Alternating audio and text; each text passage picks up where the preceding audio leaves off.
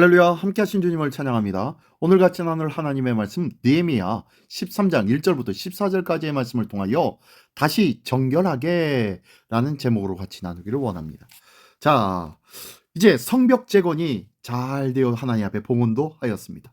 그런데요, 이 성벽 재건과 봉헌의 감동이 시간이 지나자 점차 옅어져 가네요. 그래서 다시 공동체의 신앙을 회복하고 무너진 성전의 기능도 바로 잡아야 하는데, 오늘 본문의 말씀 이 부분을 말씀해주고 있네요. 자, 한 절 한 절씩 읽으며 같이 나누기를 원합니다. 먼저 1절부터 3절까지의 말씀입니다.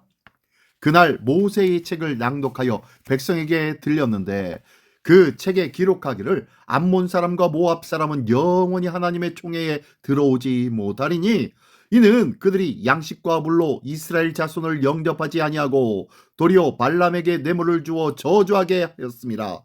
그러나 우리 하나님이 그 저주를 돌이켜 복이 되게 하셨다 하였는지라. 백성이 이 율법을 듣고 곧 섞인 무리를 이스라엘 가운데서 모두 분리하였느니라. 아멘. 아멘. 네, 첫 번째 1절부터 3절까지의 말씀 속에서는요, 하나님의 율법의 말씀을 다시 한번 읽어보니까 우리에게 오염되고 있는 부분들이 있었네요. 그래서 공동체를 더욱더 정결하게 다시 회복하려고 하는 움직임이 있는 말씀입니다. 이스라엘 백성이 모였을 때에 모세의 율법책을 읽습니다.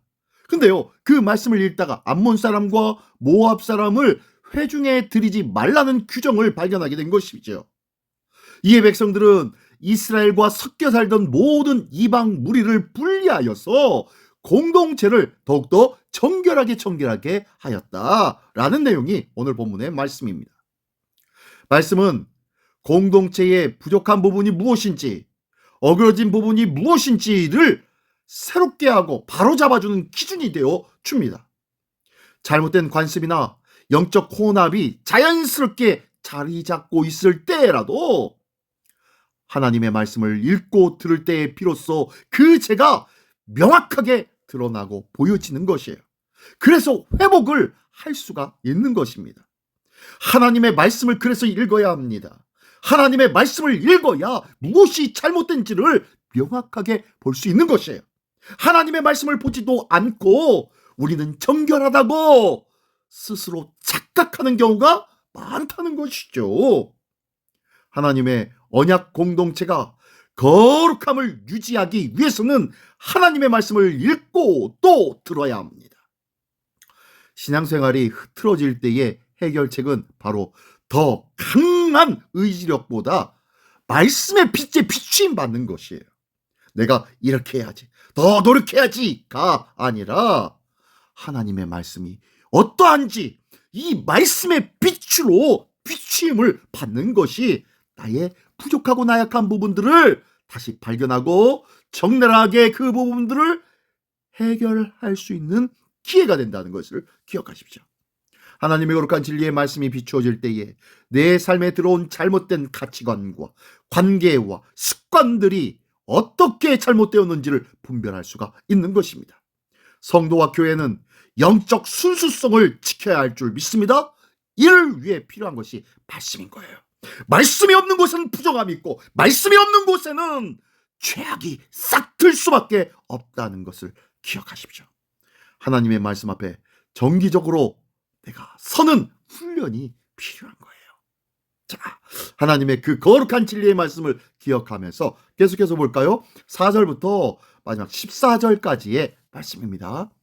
이전에 우리 하나님의 전에 방을 맡은 제사장 엘리야십이 도비야와 연락이 있었으므로 도비야를 위하여 한 큰 방을 만들었으니 그 방은 원래 소재물과 유향과 그릇과 또 레위 사람들과 노래하는 자들과 문지기들에게 11조로 주는 곡물과 새 포도주와 기름과 또 제사장들에게 주는 거제물을 두는 곳이라.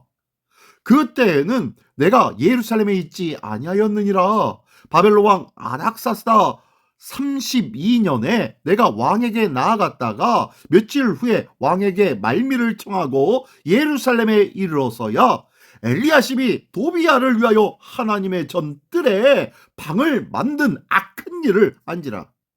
내가 심히 근심하여 도비아의 세간을 그 방 밖으로 다 내어 던지고 명령하여 그 방을 정결하게 하고 하나님의 전에 그릇과 소재물과 유향을 다시 그리 들여 놓았느니라.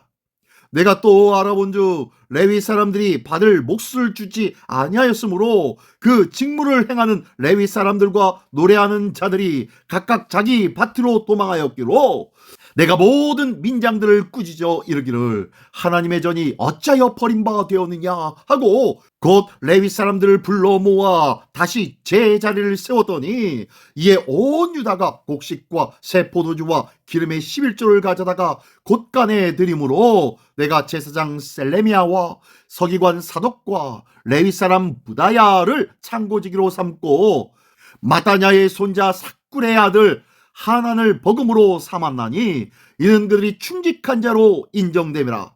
그 직분은 형제들에게 분배하는 일이었느니라. 내 하나님이여, 이 일로 말미암아 나를 기억하옵소서. 내 하나님의 전과 그 모든 직무를 위하여 내가 행한 선한 일을 도말하지 마옵소서. 아멘. 아멘. 두 번째로 4절부터 14절까지의 말씀 속에서는요, 성전 질서의 회복과 느헤미야의 적극적인 개혁의 모습을 볼 수가 있습니다. 대제사장 엘리야십이 성전의 방 하나를 이 도비야라는 자에게 방을 내어준 사건이 드러나고 있는 거예요. 느헤미야는 이 소식을 듣고 돌아와서 도비야의 세관을 모두 내쫓아버리고 그 방을 정결케 한 뒤에 레위인들의 직무와 성전 창고를 다시 회복시켜 버립니다. 이어 레위인들이 생활비를 받지 못해 흩어졌던 문제도 다시 정비하고 또한 성전 섬김이 정상화되도록 체계를 바로 세우고 있는 것이에요.